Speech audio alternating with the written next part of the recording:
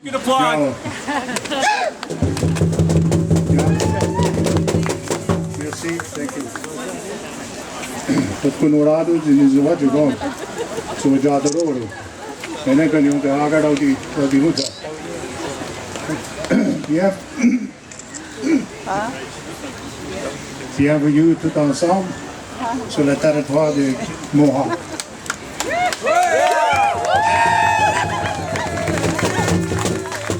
Welcome everybody to Mohawk territory. It is indeed a pleasure to have such a gathering here in the heart of our homeland and to have you all come as guests and participate in this wonderful event. Many of you have come from far distances across the province and from other provinces to participate in this. It is a tribute to our people and to ourselves. It is a reminder to ourselves and to Canadians about our existence, our real existence and our real role that we play in this country. This is a national event. It's not just a regional event or a provincial event. It is something that sends a message right across the country. And our understanding is there are many other Indigenous nations across Canada are participating in such events too. This, from now until the election, should be the battle cry or the war cry of our people. We are anticipating that there will be continuous demonstrations right across Canada on individual basis to make sure that we remind Canadians that we do exist and that we do count. We're part of the fabric of this nation, that we were the first peoples here. We are the elder brothers, they are the younger brothers, because of the time that we've spent here prior to their arrival. And they have become the dominant ones, they have become the aggressors, and we in turn must show that we are very much alive and well despite being outnumbered, outpopulated, outgunned if you will, but yet this is our territories, these are our lands, and we will continue to make sure that that is understood very clearly. So again, thank you very much. This message we send to all Canadians, all those who consider themselves Canadians, those who have been here for generations, and others who have just arrived, and those that potentially will be coming forth. We have to continuously remind them all about our existence and that we are the most important factor of this country. Yauko. Merci. Thank you.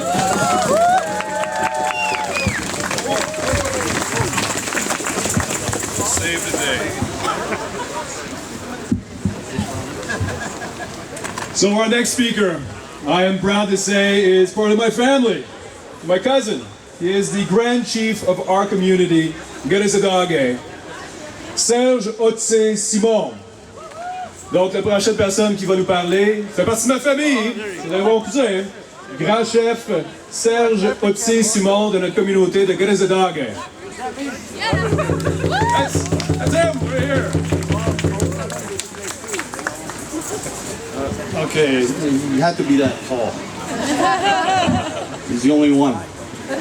I'm really happy to be here. Je suis bien fier d'être ici avec vous. We're looking at this, like Joe Norton said, we're in unceded Mohawk territory. We have a lot of issues to sort out amongst all First Nations.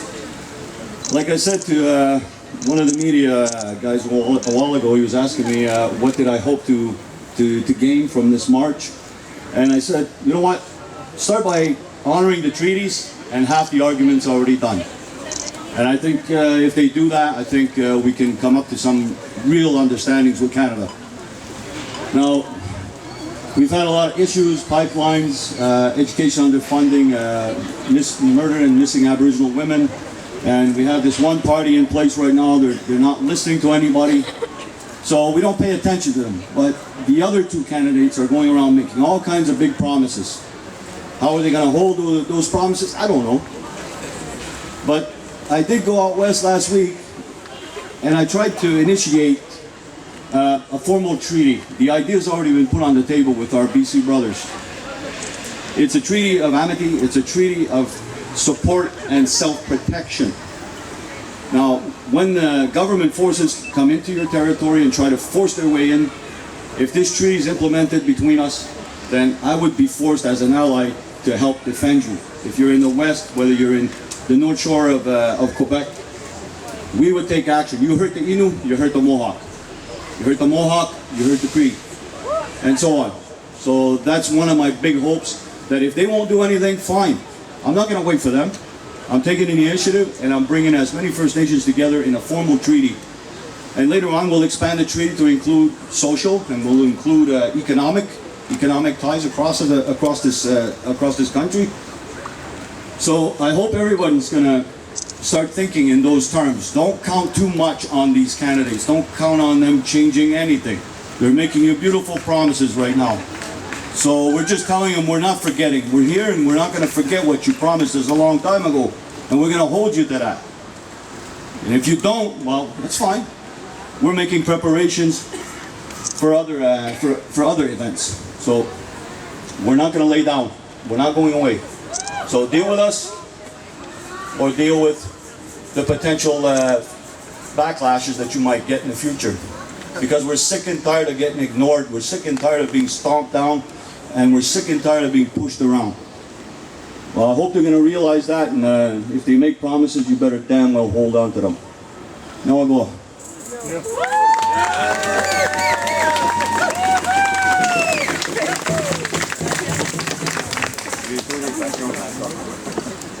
On va y aller avec une personne qui va nous parler en français. Donc, j'appelle Alexis Wawanoloat, conseiller de la nation Abenaki d'Odanak. And we're going to go with a French speaker. Alexis, where are you? Everybody, hand of applause for le conseiller de la nation Abenaki d'Odanak. Quoi. Premièrement, Théo Léonie, au chef Norton et au chef Simon pour nous accueillir dans ce territoire non cédé Mohawk. Je tiens à vous faire part un peu de mon expérience personnelle. J'ai été, à une certaine époque, le seul député autochtone à l'Assemblée nationale du Québec. Et je crois qu'il est important, aujourd'hui, on a plusieurs candidats des Premières Nations qui se présentent. Je crois que pour ceux qui ont des candidats dans leur circonscription, qui sont moindrement en accord avec le programme qu'ils présentent, on a Michel Audette qui est ici, entre autres, on a plein de candidats au Québec et dans le reste du Canada. C'est important d'appuyer ces personnes-là. Personnellement, j'ai été la conscience autochtone de tout le Parlement. Dès qu'il y avait un projet de loi qui nous touchait ou quelque chose, j'étais tout le temps appelé à intervenir, puis j'étais seul. Puis, sincèrement, c'est sûrement un des moments dans ma vie où je me suis le plus senti seul. Je regardais toute l'Assemblée, puis je voyais que vraiment j'étais tout seul de ma gang, tout seul à représenter. Et c'est important. Parce que plus il va y avoir de nos membres, plus il va y avoir de gens des Premières Nations au Parlement, plus nos intérêts vont être pris en compte. Plus notre voix va être entendue. Puis aujourd'hui, on est rendu à un tournant.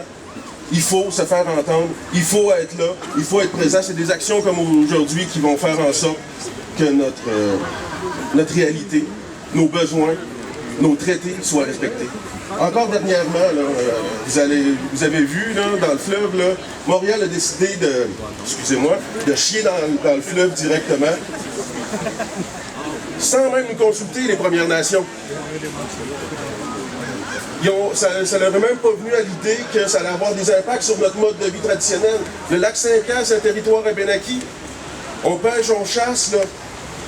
Puis aujourd'hui, on va avoir des dépôts de sédiments, là, on va avoir des condoms qui vont être touchés là-dedans, puis on n'a pas été écoutés. Il a fallu encore une fois qu'on envoie une lettre au gouvernement dire « Hey, on existe ». Puis ça, en 2015, c'était inacceptable. Donc, je vous encourage à aller voter. Puis, si possible, de tasser le candidat conservateur dans votre circonscription. Parce que si le passé est garant du futur, on n'obtiendra jamais rien de bon avec les conservateurs. Théo Léonie.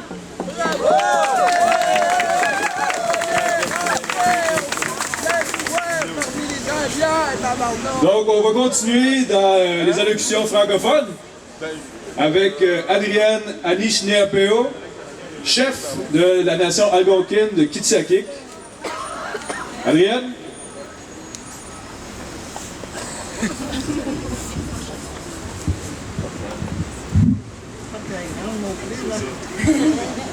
migot na dininan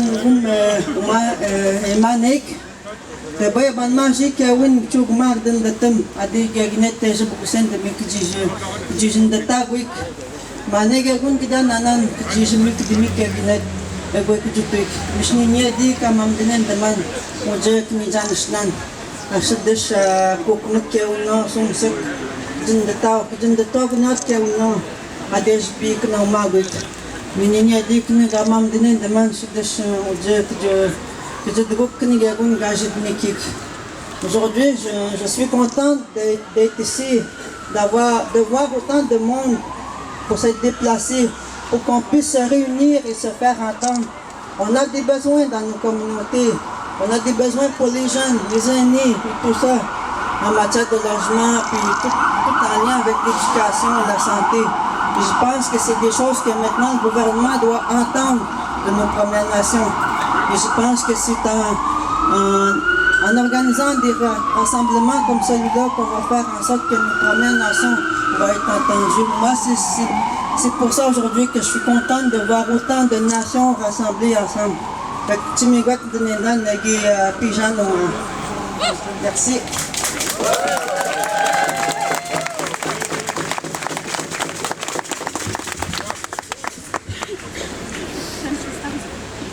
Donc, la prochaine personne qui va nous parler, ça va être Jean-Roch Ottawa, chef de Manoan, de la nation Atikamekw. On l'applaudit!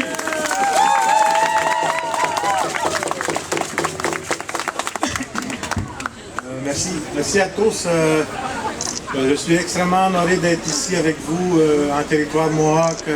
Je remercie le grand chef Norton de nous avoir accueillis, d'avoir permis de faire l'activité qu'on a faite aujourd'hui en territoire Mohawk.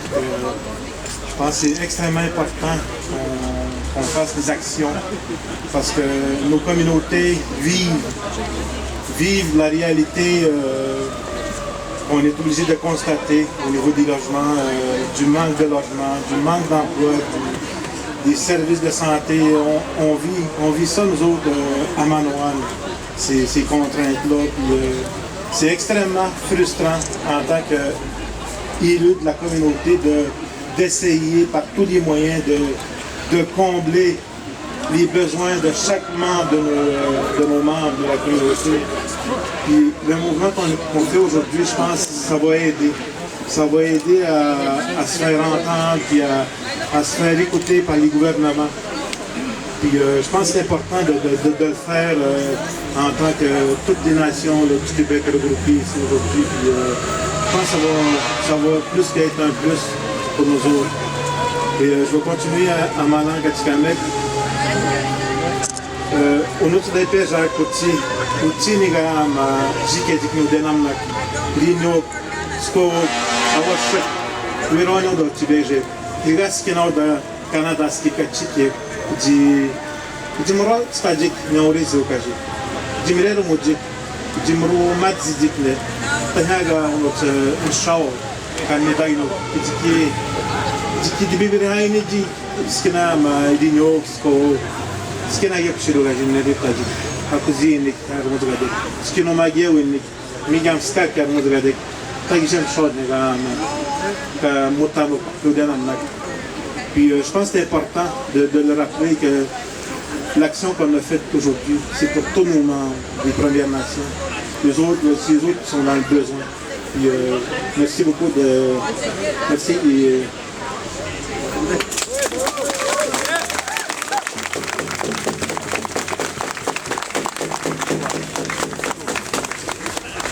La prochaine personne qui va vous parler, c'est Gilbert Dominique pour la nation Innu, donc chef de Mastoyache.